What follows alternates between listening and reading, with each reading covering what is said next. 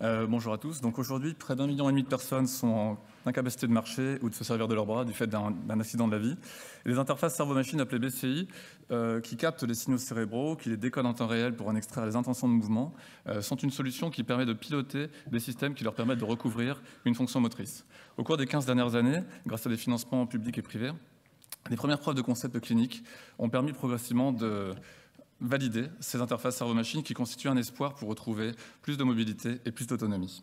Le CA a démarré le projet WIMAGINE en 2008 à Clinatech, concevant et qualifiant un premier système BCI complet avec un système d'acquisition implanté dans l'épaisseur de la boîte crânienne au niveau du cortex sensorimoteur et un décodeur temps réel performant basé sur des algorithmes à base d'intelligence artificielle, permettant, comme on peut le voir sur ces vidéos, à des patients tétraplégique de piloter un exosquelette ou à un patient paraplégique de piloter un stimulateur implanté au niveau de la moelle épinière.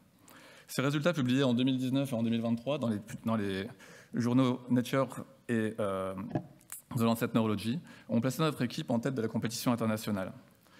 Notre système comprend néanmoins deux éléments portables qu'il convient de miniaturiser: le décodeur des signaux cérébraux et le manager qui pilote l'implant stimulant localement la moelle épinière.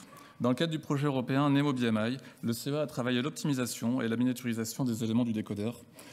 La réalisation qui est proposée ici est une optimisation logicielle du décodeur permettant de réduire de 90% sa consommation d'énergie. La validation de ce prototype sur une plateforme embarquée et portable a été une validation importante vers la conception d'un circuit intégré pour gagner encore en autonomie et en portabilité, permettant donc de favoriser l'utilisation de ces systèmes et d'accroître leur capacité d'utilisation, a fortiori au domicile du patient.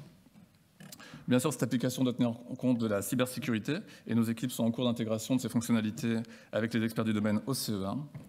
Et en parallèle du transfert industriel qui est prévu aujourd'hui avec la société Onward Medical, le CEA prépare aujourd'hui la base d'une seconde génération de ces implants.